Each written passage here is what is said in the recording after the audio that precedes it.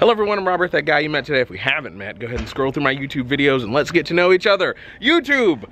We're back in the shop, kind of, today. And I say kind of because the Corvette is outside and we're not actually going to be going into the shop, but we have some very important things to get done today in preparation for some of the things to come. So we're going to talk about exactly what that is, and on that note, let's go ahead and do it.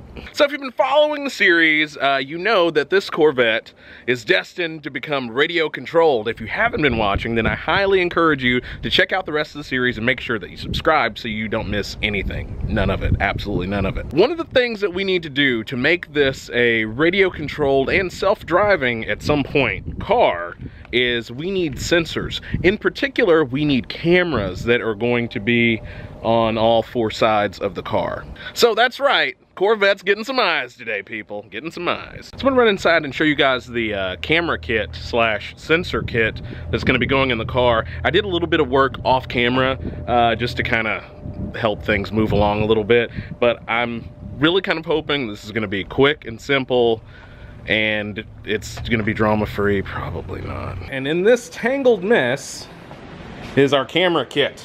So in this camera kit, it comes with 4 cameras. There are 2 like this, and then there are 2 like side mount cameras like this. And then also included in the kit are some really long cabling for each camera and a monitor as well.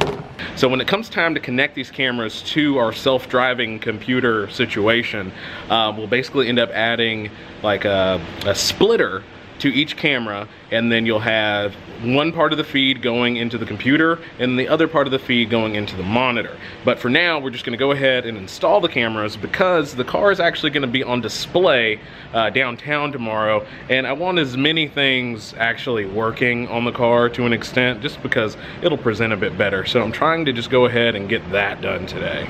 And also other little goodies that I got are the new license plate for the car. Oh yeah, I'm very excited about that, YouTube.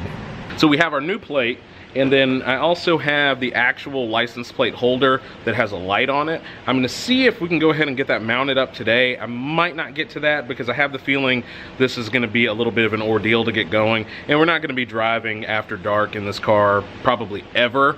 But this is something that, of all the things that I could be ticketed for in this car, this is definitely a nitpicky thing that they could get me for. So this is gonna go on at some point. We'll see if we can do it today. Now, one reason that I picked this kit over others is first, that this is rated for outdoor.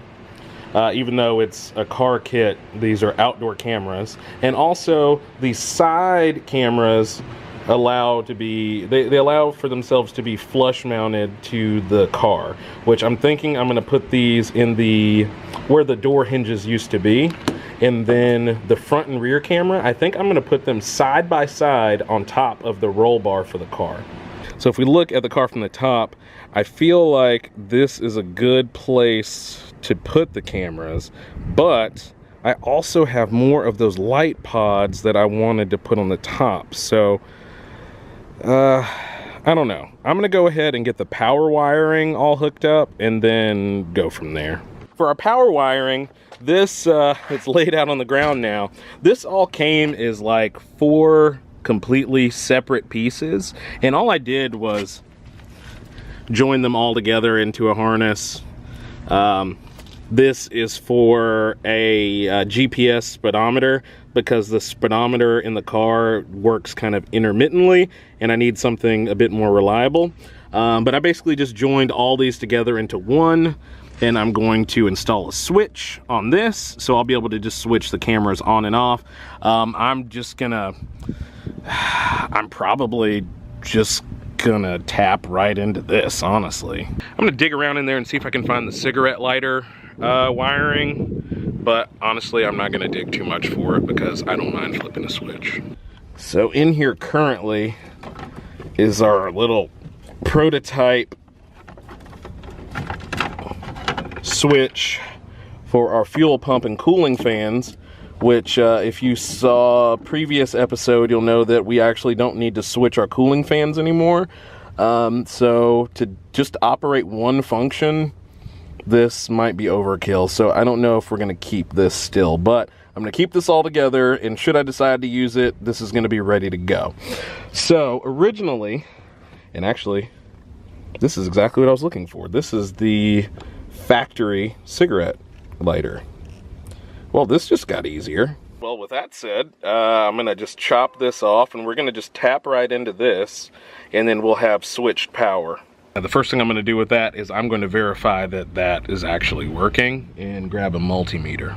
Hopefully is my multimeter. Aha! There we go. Let's just go ahead and bring this while we're at it. This book, by the way, was surprisingly difficult to find. People kept telling me, make sure you get the original repair manual and not the updated one. And finding an original one was just really a pain and way too expensive. I paid almost $40 for this book, and I really feel like I got ripped off. I had to have been ripped off. The cigarette lighter did not work after a lot of testing. I went through all the fuses. I'm not sure what's wrong with that, but like I said, I had no desire to really spend a ton of time on that when I have the wiring that I need right here. So I just tapped into the same wire that I had the fuel pump on. That also reminded me that I still have got to get an inline fuse for this, and then also put this on the other side of this. So yeah. Well, I'm not gonna worry about this right now because I can move this at any time. I'm gonna have to drill a hole right back here and then fish the wire through. For now, since this is all energized, I'm gonna go ahead and just test our camera system to make sure it works before we go through all the trouble. All right, got it plugged in, screen is turned on. I'm gonna go ahead and plug a camera in to try that out. Look at that. Perfect. So now that we know that the camera system does actually work, we can go ahead and finish up with the rest of the installation. Now, one thing that's kind of surprising about this is that the cameras, the extension cable for the cameras have male ends on both sides. So that means that even for the cameras that are going to be very close to the screen, I still have to use this 10-meter long cable to get the video off of them, and that is just oof. I mean, I guess I could get shorter RCA cables, but I've really just got to use what I've got right now. But I'm gonna have a lot, just an absolute ton of excess wire. A little bit of time has passed here. I got a switch installed, and I also got one of the mounts installed. So our switch is that one right there in the gauge cluster, and then our first camera mount is here.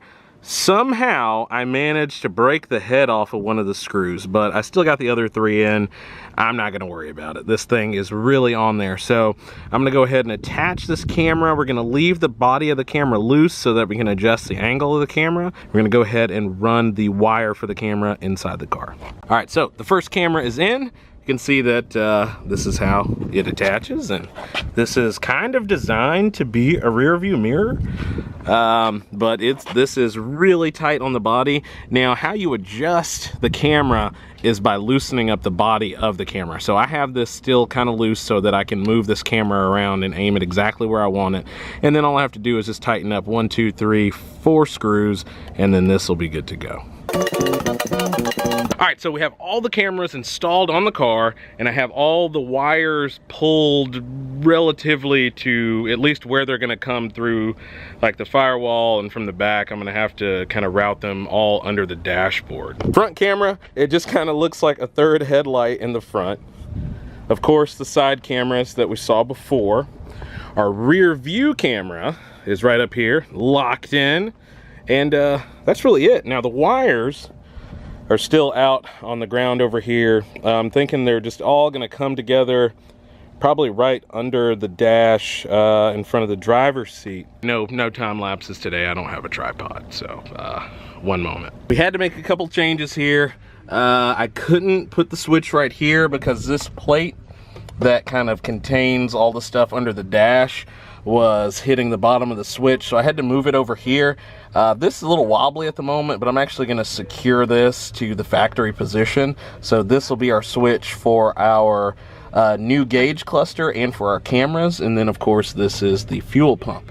So now I'm running out of light really quickly, so I'm gonna have to hurry. So I'm probably not gonna cover this next part too much, but I'm just gonna now gather up all my wires and pull them out through this opening. And I'm actually going to just bundle the wires up and just have them come out of the dash. Just because, I mean, nothing else is hidden in here, so why would I bother hiding that? Really starting to get dark on me. I've got to hurry up. All right, YouTube, so I've completely lost all my light, but we've got it all hooked up. So I have the car running just because I was getting kind of scared of the battery because I've been like turning stuff on and off. But now we have our cameras working. I have to change where I plugged each one in just because it's kind of out of whack, but I can do that off camera. And then I also have our GPS speedometer. It has some other functions. I was just scrolling through some of the menus. It has a couple of different dash options. That's kind of neat. So that's good enough just to get us going to show the car off tomorrow. Probably in the next video, I might talk a little bit about actually setting it up to use on the road, but for now, that's a wrap. Thank you guys so much for watching. Don't forget to like, comment, and subscribe, and then click that little bell so you stay on top of this entire project and you don't miss a thing. We'll see you next time. Peace.